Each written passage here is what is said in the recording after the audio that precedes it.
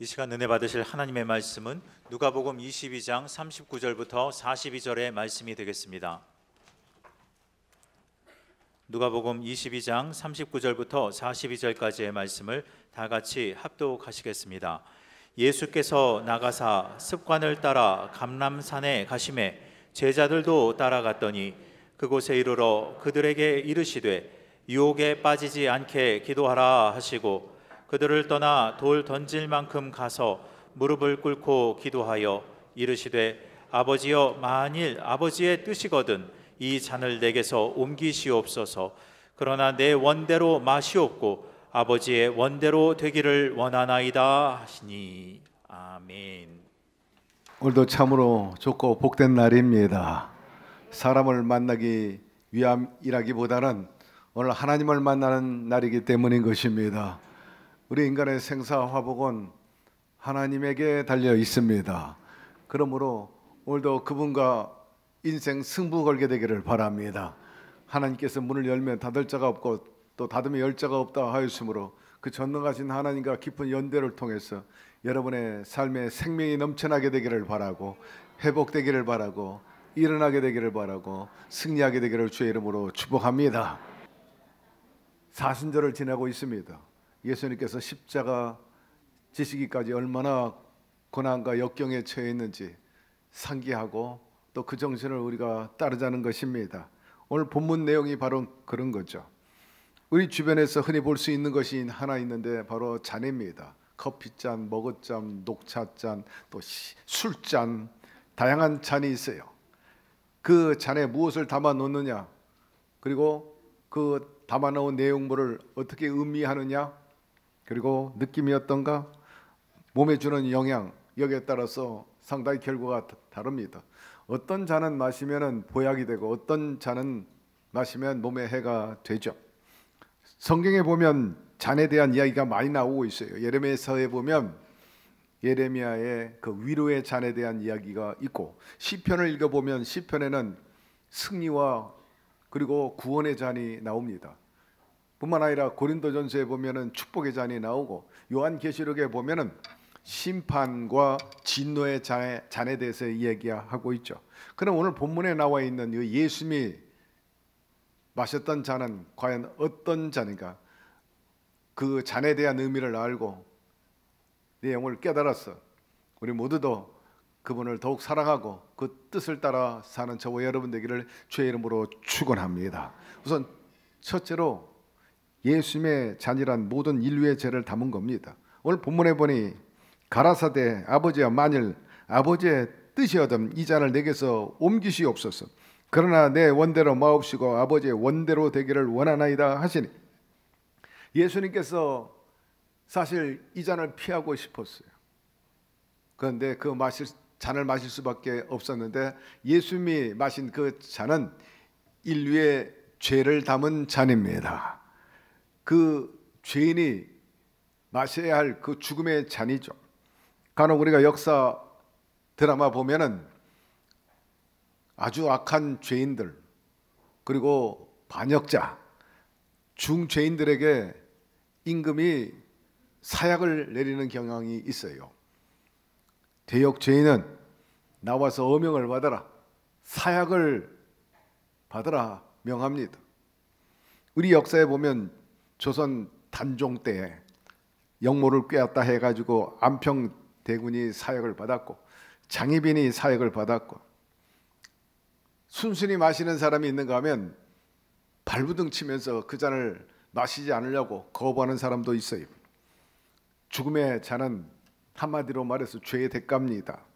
그런데 우리 주님은 죄가 없음에도 불구하고 그 죄의 대가로 죽음의 잔을 마셨다 하는 겁니다. 우리 대신 사약을 마신 셈이죠.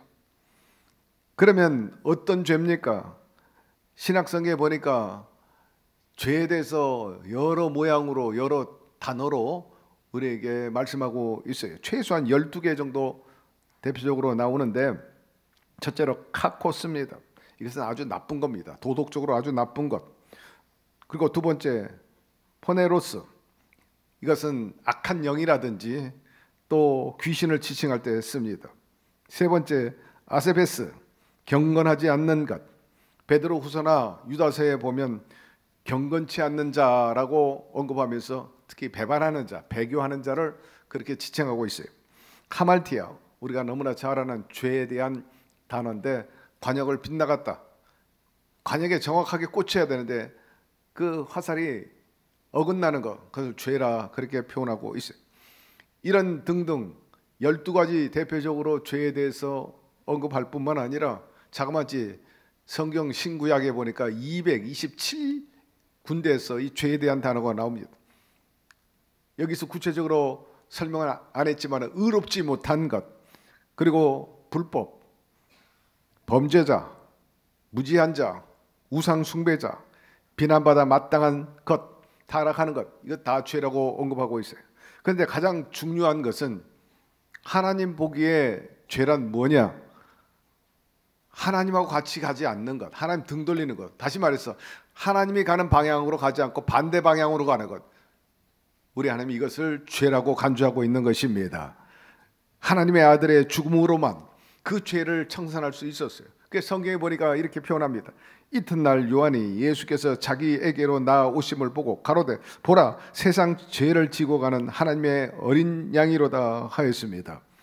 예수님이 마신 잔은 인류의 죄의 잔입니다. 저와 여러분의 죄를 담은 속죄의 잔을 마신 겁니다. 두 번째, 여기서 잔이란 예수님의 목숨을 의미하는 겁니다.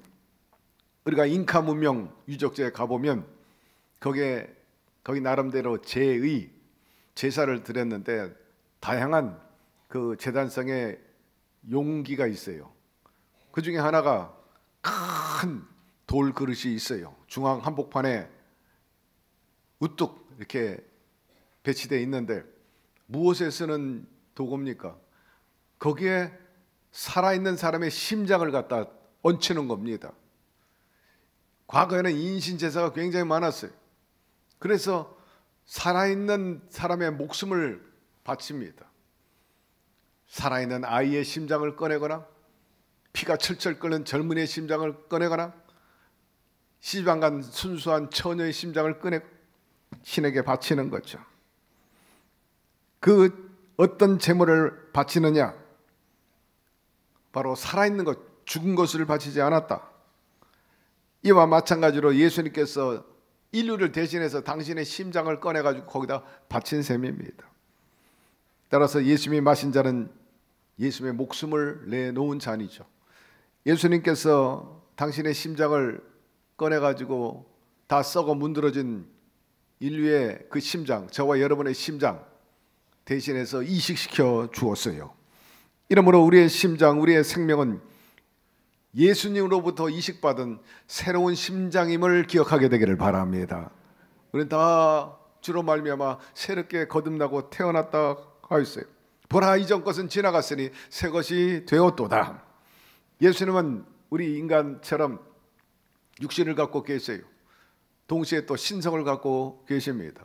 예수님께서 이 땅에 오셔서 육신의 몸을 입고 우리처럼 배고픔과 외로움과 배신, 아픔 그런 것들을 다 경험하셨죠.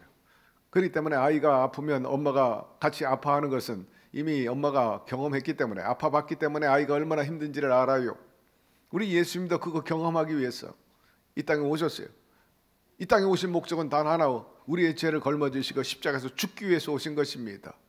그렇기 때문에 철저하게 우리의 인정, 우리의 모든 육체의 삶 전반을 다 경험하신 거죠. 그래야 우리의 아픔을 알 거 아니에요. 예수님은 십자가 지시는 과정 속에서 신성으로 감당하지 않았다. 신성은 영입니다. 영적으로는 전혀 아픔을 느끼지 못하죠. 몸소 친히 육신의 몸을 이 땅에 오셔서 갖은 고초, 괴로움을 당하면서 십자가를 지셨다는 것입니다. 그렇기 때문에 인간적인 그 심성이 예수님에게 있었어요. 오늘 본문에 보니까 두려움에 떨었죠. 아버지, 할 수만 있으면 이 잔을 옮겨 주십시오. 이 잔을 거두어 주십시오. 간절히 부르짖습니다.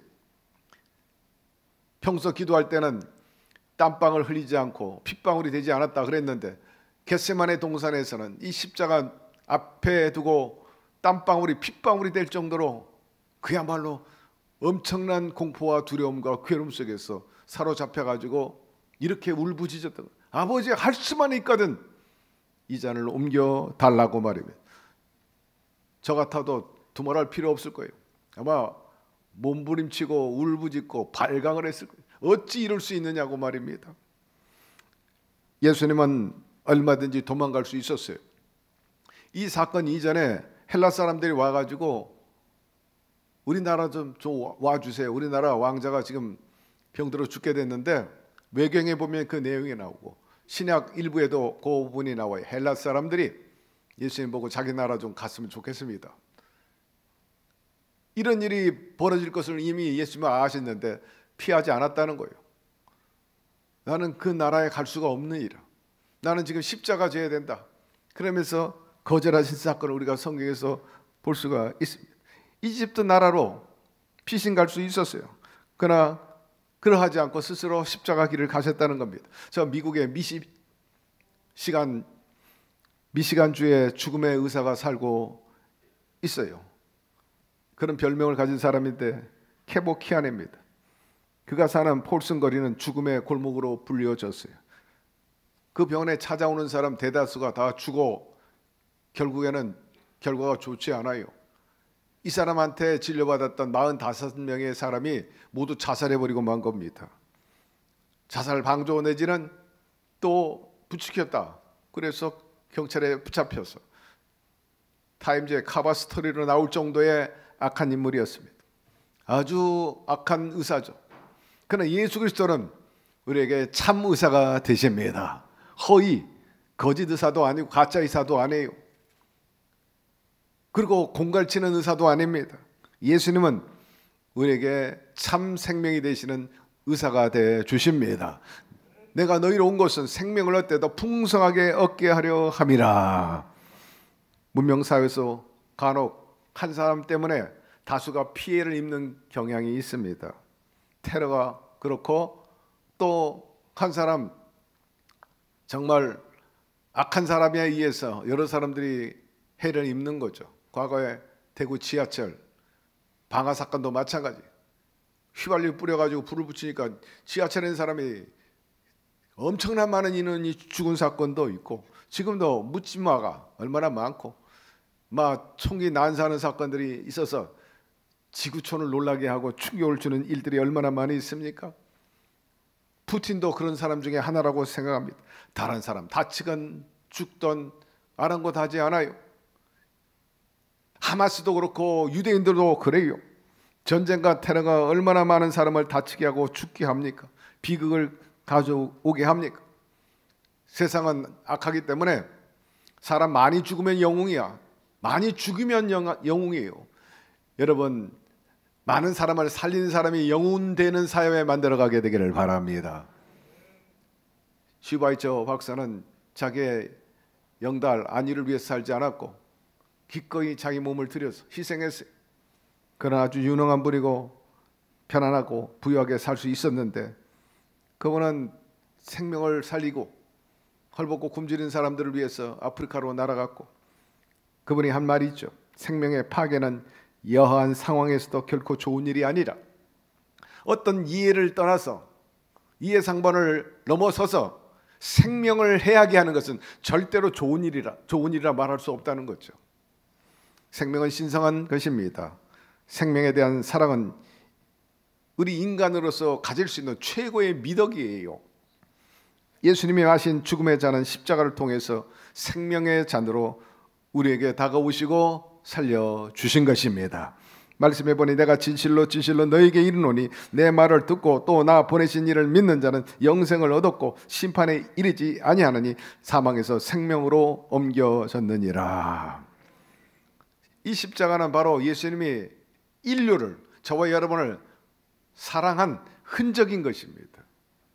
이러므로 생명의 존엄성을 인정하고 생명을 사랑하는 것이 인간 최고의 가치요 또 유산이여 명예임을 기억하게 되기를 바랍니다. 세 번째, 예수님의 잔은 하나님의 공의를 뜻합니다. 에덴 동산에 살고 있는 아담과 하와에게 모든 삶의 여건을 풍족하게 마련해 주었어요. 너는 거기서 생육하고 번성하고 충만하고 정복하고 다스려라. 그런데 단 한 가지, 저 중앙에 있는 선악과 그것만 손대지 마라 했습니다. 그 선악과는 하나님의 주권이요, 하나님의 공입니다. 주권이란 뭡니까? 자기가 가지는 그런 권리. 대한민국의 주권은 어디에 있나요? 국민에게 있습니다. 일본 사람이 우리나라를 향해 이렇게 하라 저렇게 하라 말할 수 없고, 미국도 두말할 필요도 없어요. 우리 주권은 우리가 행사합니다. 여러분, 우리가 하나님의 형상대로 지음받은 인간으로서 하나님이 가지고 있는, 하나님 스스로 갖고 있는 그 주권이 있고, 또 인간은 인간으로서 피조물로 가진 주권이 있죠.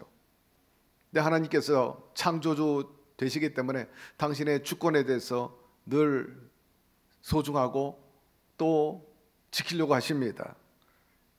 그런데 인류 조상 아담과 하와가 감히 그 하나님 주권에 도전한 것 아닙니까?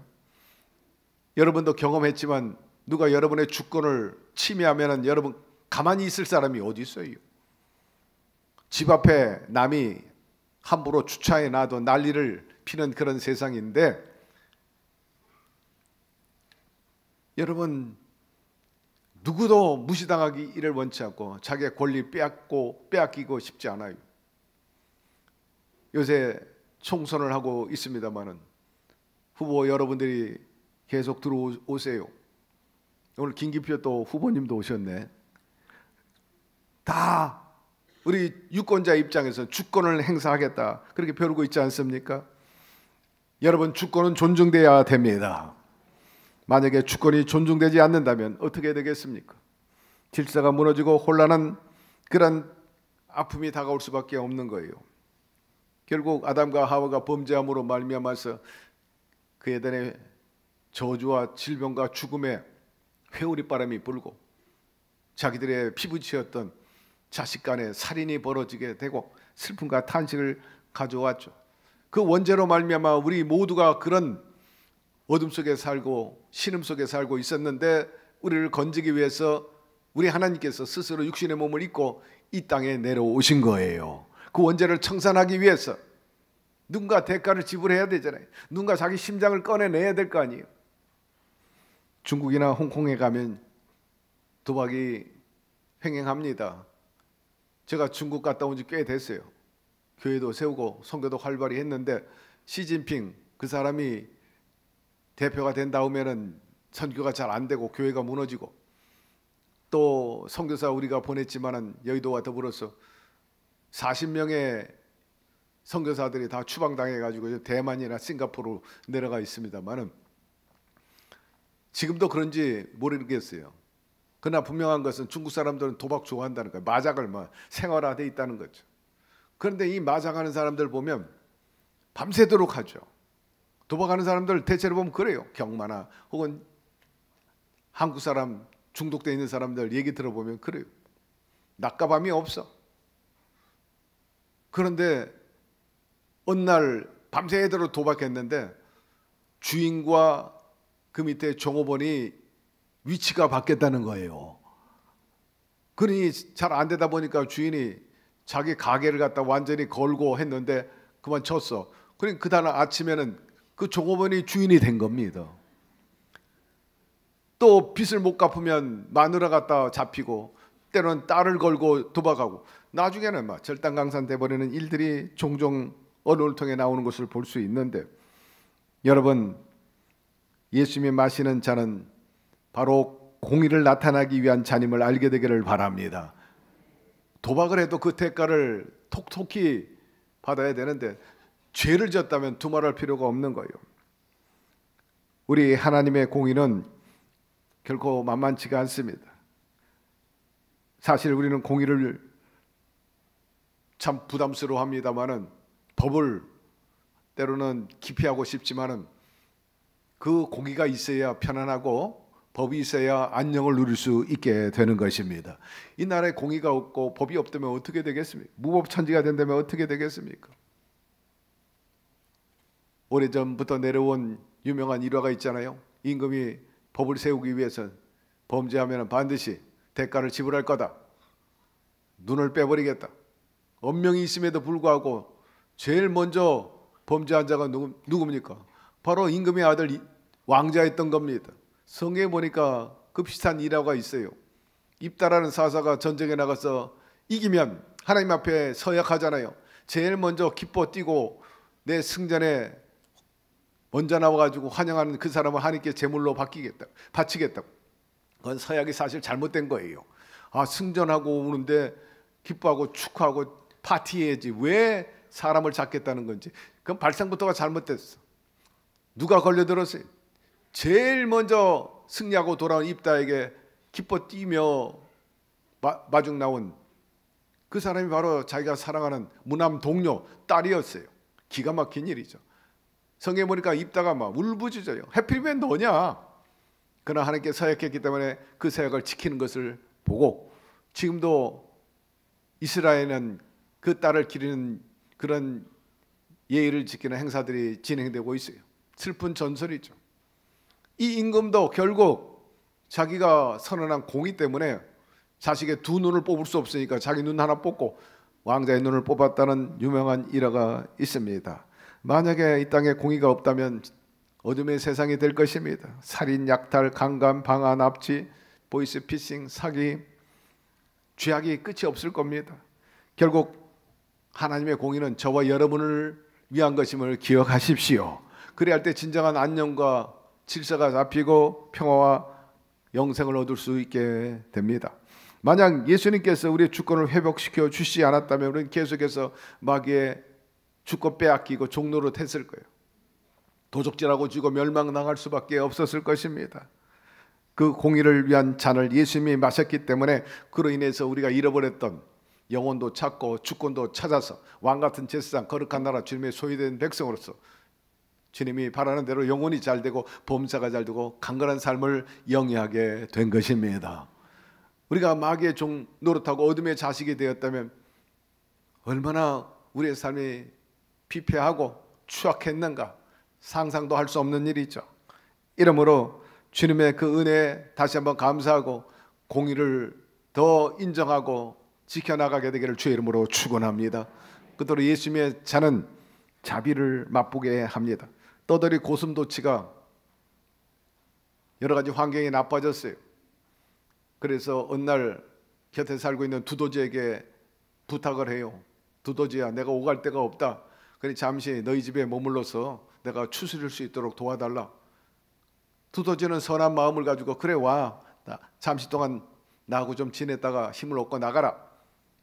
그런데 하룻밤 지나고 난 다음에 두더지가 고슴도치에게 말합니다. 야, 너 우리 집에서 같이 못 살아. 내가 하룻밤 지내보니까 네 몸에서 가시가 나를 찌르는데 도대체 내가 살 수가 없다. 그러니 나가달라 했더니 그 말에 적반하장입니다. 고슴도치가 싫으면 네가 나가라 그러면서 죽이고 완전히 전도됐어요. 여러분, 죄는 이와 같은 거예요. 한번 들어오면요 따리를 들고 안 나갑니다. 술도 그렇고 담배도 그렇고 도박도 그렇고 또 마약도 그렇고 쾌락도 그렇고 한번 들어오면 이놈이 나갈 생각을 하는 거예요. 쉽게 청산이 안 돼. 죄는 독입니다. 죄보다 무서운 독이 없죠. 한번 들어오면 온 몸과 마음과 생활을 완전히 독으로 망쳐버리기 때문입니다. 독을 끊는 방법은 성경에 보니까 오직 예수 그리스도 한 분밖에 없다고 말씀하고 있는 것입니다. 신부들도 술을 얼마나 먹는지 몰라요. 그래서 중독자가 있어가지고 가톨릭에는 술 중독 치료하는 그런 병원들이 있어요. 그래서 고침받는 신부들의 얘기가 많이 나옵니다만 그처럼 쉽게 끊을 수가 없어. 그러나 그래도 끊는 것은 예수 그리스도의 능력인 것입니다. 만일 우리가 우리 죄를 자백하면 저를 미쁘시고 의로우사 우리 죄를 사하시며 모든 불의에서 우리를 깨끗게 하실 것이요 라고 말씀하고 있고, 이어서 주님이 하신 말씀이 있습니다. 너희가 무슨 독을 마실지라도 해를 받지 않게 하리라. 주님이 우리에게 해독제가 돼 주신다는 거예요. 죄의 독, 염려와 그리고 우환과 저주의 독에서, 스트레스의 독에서 우리를 해방시켜 주신다는 것이죠. 예수님이야말로 유일한 해독제가 됨을 기억하시기를 바랍니다. 힘들고 어려울 때, 악한 것에 눌리고 마비가 되고 견딜 수 없을 때 주 앞에 나와 눈물 뿌리며 기도하게 되기를 바랍니다. 주님의 보혈이 씻어 주실 것입니다. 이 얼마나 우리에게 굿뉴스, 좋은 은혜의 소식입니까? 구원의 소식입니까? 주님께서는 병자를 많이 고쳤는데 거의 대다수 주님께서 너의 간질이 나았다, 너 부인병 고침받았다, 심장병이 고침받았다, 그렇게 얘기하잖아요. 특정해가지고 어떤 병에 대해서 쫓아내지 않아. 대체로 보면요, 내 죄가 사함을 받았느니라, 그렇게 말씀하고 있어요. 결국 죄의 문제를 해결해야 되는 것입니다. 오늘 예수 그리스도의 그 보혈로 우리가 나음을 입는다 했어요. 채찍에 맞음으로 나음을 입고 그분의 징계를 받음으로 평화를 누렸다 하였으므로 오늘 주님이 흘리신 그 피, 그 피의 잔을 우리가 대함으로 인해 가지고 여러분 영육간의 모든 질병이 떠나가게 되기를 주의 이름으로 축원합니다. 너희는 가서 내가 긍휼을 원하고 제사를 원치 아니하노라 하신 뜻이 무엇인지 배우라. 내가 의인을 부르러 온 것이 아니요 죄인을 부르러 왔노라 하시니라 말씀하고 있습니다. 하루는 바리새인 시몬의 집에 예수님이 초청을 받아가지고 음식을 먹게 되었습니다. 그런데 이때 한 죄 많은 여인이 예수님 앞에 나와가지고 한없이 눈물을 흘리는 거예요. 그리고 그 눈물로 예수님의 발을 씻고 자기의 머리털을 갖다가 예수님의 발을 씻는 겁니다. 그리고 향유를 부어가지고 발을 닦아 드립니다.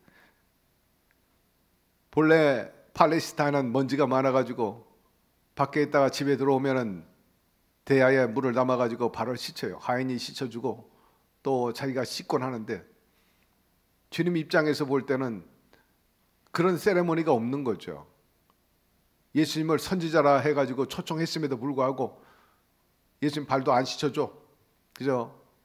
형식적으로 식사 대접하고 있는데 갑자기 이런 일이 벌어졌어요. 이 바리새인 이 시몬이 그 장면을 보고 생뚱맞고 아주 유감스럽게 예수님께 표현하는 거예요. 예수님, 저 여자가 어떤 여자인지 잘 알지 않아요?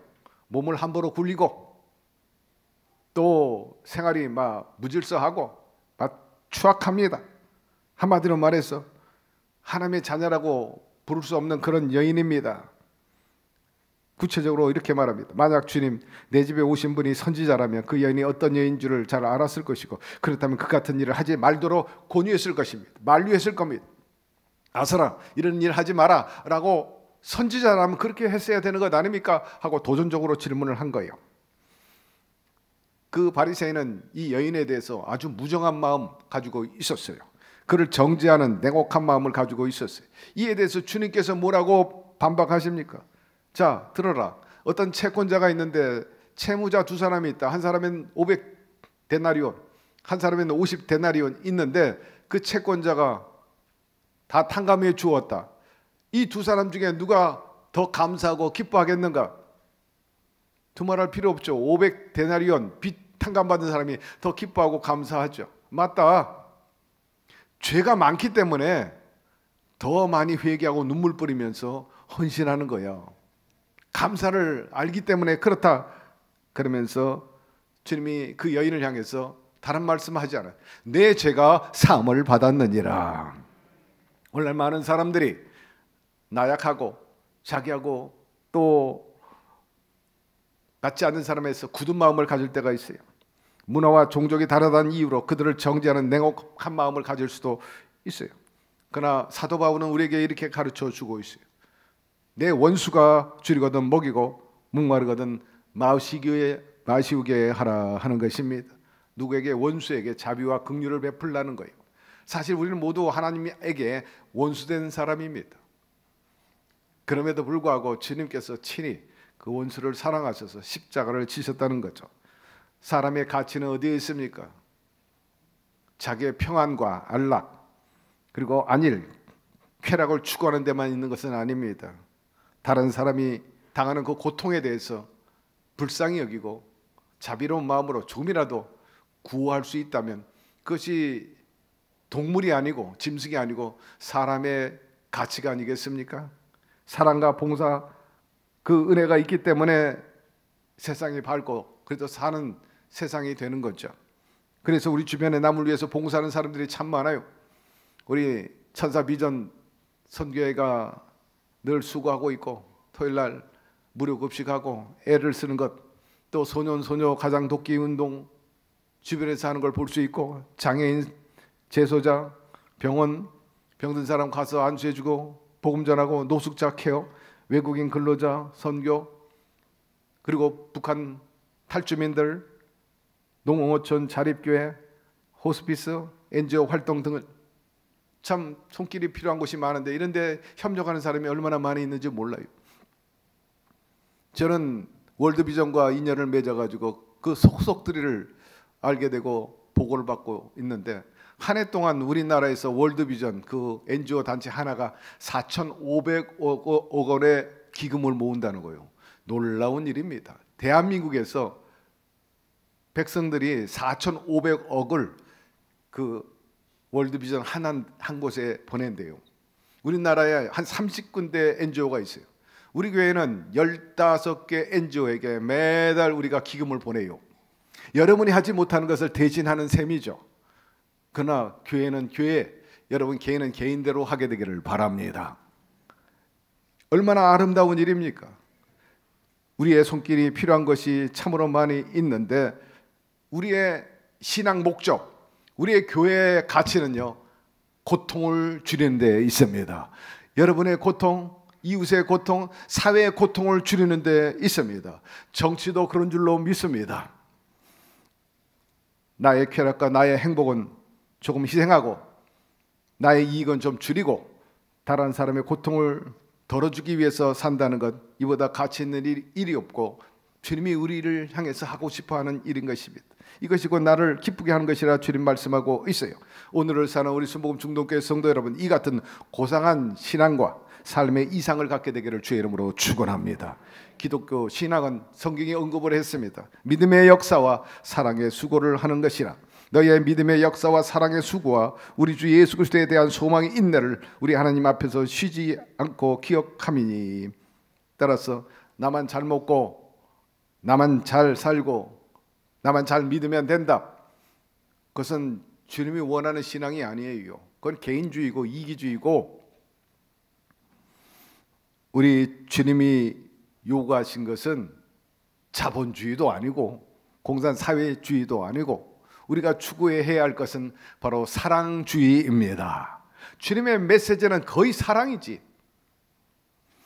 여러분, 지극히 작은 자 하나에게 하지 않는 것이 곧 나에게 하지 않는 것이다. 역설적으로 이렇게 표현할 수도 있어요.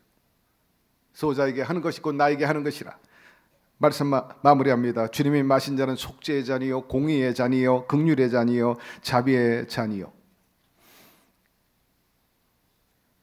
우리는 무엇보다도 죽을 수밖에 없는 죄인이었는데 예수 그리스도로 말미암아 용서받았다는 그 사실을 깊이 깨닫고 감사하고, 우리 또한 사랑의 수고를 아끼지 말아야 할 것입니다. 그래서 사랑하는 우리 중동교회 성도 여러분, 신앙과 삶 속에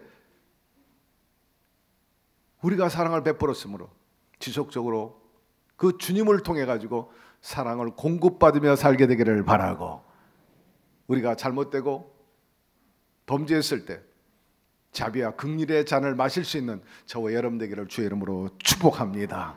하나님 아버지 감사합니다. 오늘처럼 말씀을 통해서 다시 한번 깊이 깨닫게 하여 주시고 도전을 주신 것 말입니다. 한 귀로 흘리고 흘리지 말고 듣고 흘리지 말고 마음에 새기게 도와주셔서 주의 뜻에 부합돼 가지고 더욱더 주님의 사랑과 긍휼과 자비를 우리가 얻으며 살게 하여 주시옵소서. 예수님의 이름으로 기도드리옵나이다. 아멘.